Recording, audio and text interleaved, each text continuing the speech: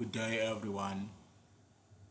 Today I'm going to do a presentation on checking rootkits with the CHKROOTKIT.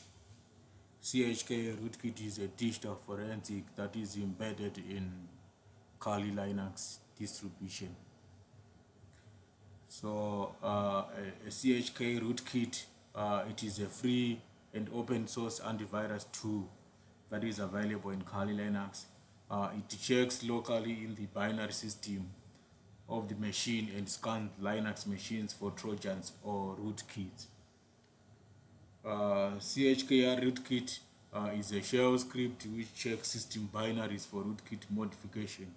It is also used for scanning botnets, malware, worms, etc. A rootkit is a program that is used to create or exploit secret holes in an operating system. So for digital forensics, you can use, if you suspect that you have been hacked, this tool is good for forensics. For example, information gathering about the presence of rootkit in a system or in a Linux machine. So this is very, very important in digital forensics for gathering information about the incidents or that has been happened, so that it will be easy to track and gather information about what had happened on the Linux machine or Linux machine.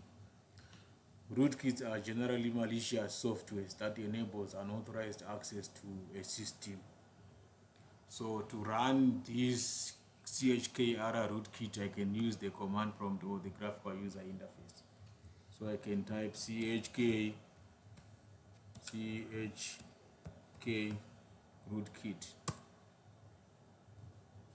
So as you can see here, there is a lot of output there.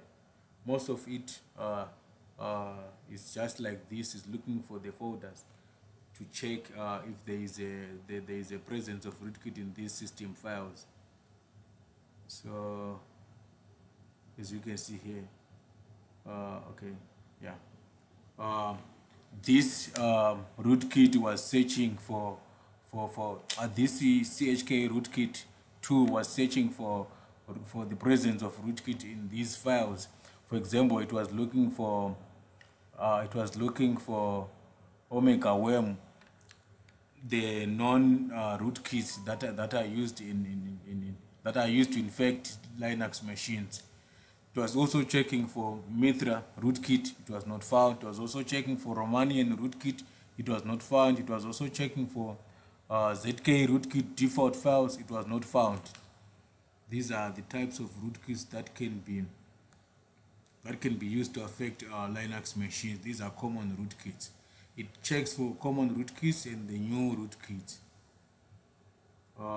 It was checking also for 64-bit Linux rootkit, and it was not found. This means that this machine is clean.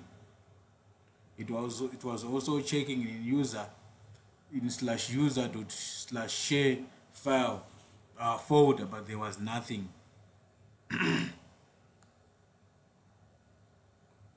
It was also checking in user/user/lib genome settings daemon GSD setting file, but there was none.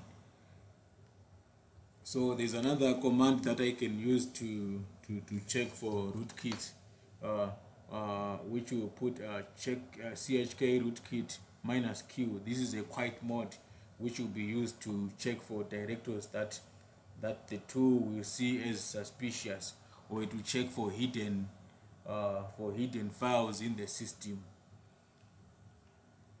So I will type CHKROOTKIT -q. With this, you to check for it to check or put it need to output the directories that are suspected to be malicious or that are suspected to have rootkit embedded in them with warning signs.